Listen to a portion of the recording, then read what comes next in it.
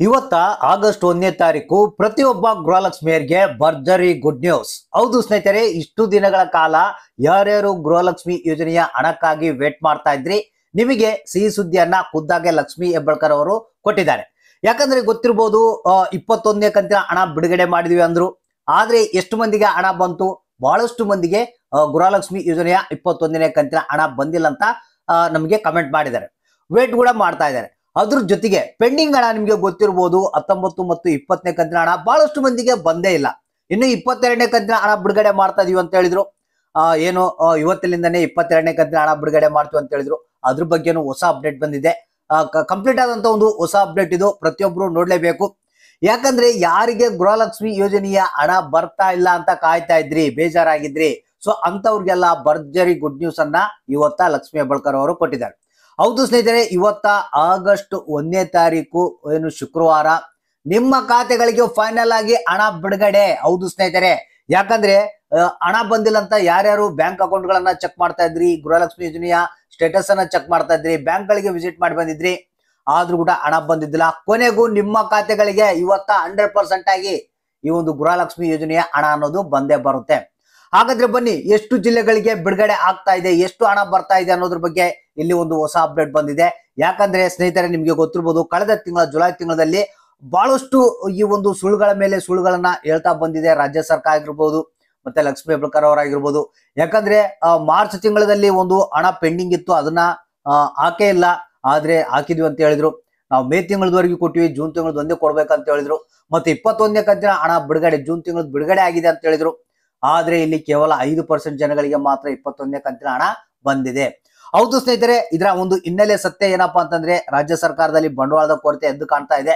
ಈಗ ಒಂದು 21ನೇ ಕಂತಿನ ಹಣ ಸಂಪೂರ್ಣವಾಗಿ ಬಿಡುಗಡೆ ಮಾಡಿದ್ದಾರೆ.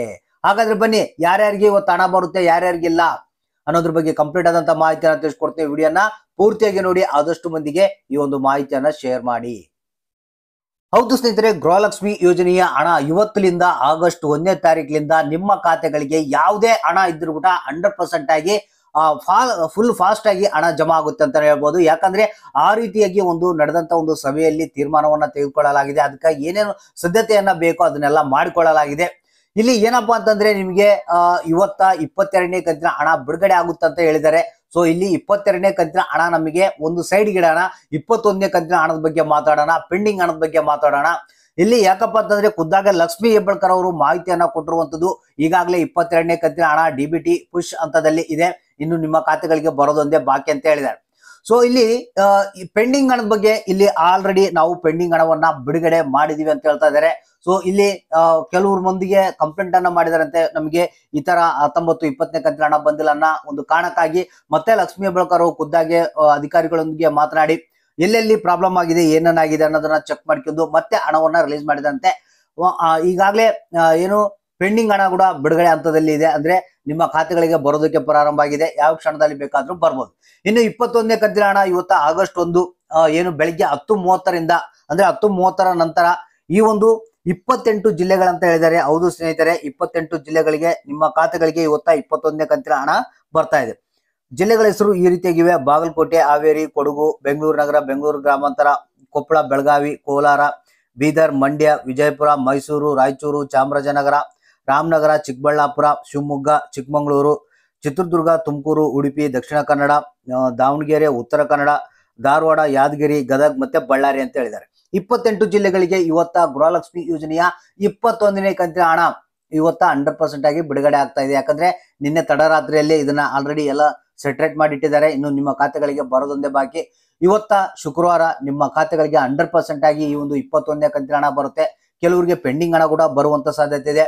ಇನ್ನು ಒಂದು ಕಡೆಗೆ 22ನೇ ಕಂತಿನ ಹಣ ಬಿಡುಗಡೆ ಮಾಡ್ತೀವಿ ಅಂತ ಹೇಳಿದ್ದಾರೆ. ಸೊ ಅದು ಕೂಡ ಬರುವಂತ ಸಾಧ್ಯತೆ ಇದೆ. ಜಸ್ಟ್ ನೀವು ಏನಿಂದ ತಾಳ್ಮೆಯಿಂದ ಕಾಯ್ತಾ ಇರಬೇಕು. ಯಾಕಂದ್ರೆ ಎಷ್ಟು ದಿನಗಳ ಕಾಲ ಸುಳ್ಳು ಹೇಳಕ್ಕಾಗುತ್ತೆ, ಒಂದಲ್ಲ ಒಂದು ದಿನ ನಿಮ್ಮ ಖಾತೆಗಳಿಗೆ ಹಣ ಬರಲೇಬೇಕು. ಅದೇ ರೀತಿಯಾಗಿ ನಿನ್ನೆ ಲಕ್ಷ್ಮಿ ಹೆಬ್ಬಾಳ್ಕರ್ ಅವರು ಎಲ್ಲ ಒಂದು ಅಧಿಕಾರಿಗಳೊಂದಿಗೆ ಮಾತನಾಡಿ ಹಣ ಕರೆಕ್ಟ್ ಆಗಿ ರಿಲೀಸ್ ಆಗ್ಬೇಕಂತ ಹೇಳಿ ಎಲ್ಲ ಒಂದು ಸಿದ್ಧತೆಯನ್ನ ಮಾಡಿದ್ದಾರೆ. ಇವತ್ತು 100% ಆಗಿ ನಿಮ್ಮ ಖಾತೆಗಳಿಗೆ 10:30 ನಂತರ ಹಣ ಬಿಡುಗಡೆ ಆಗುತ್ತೆ.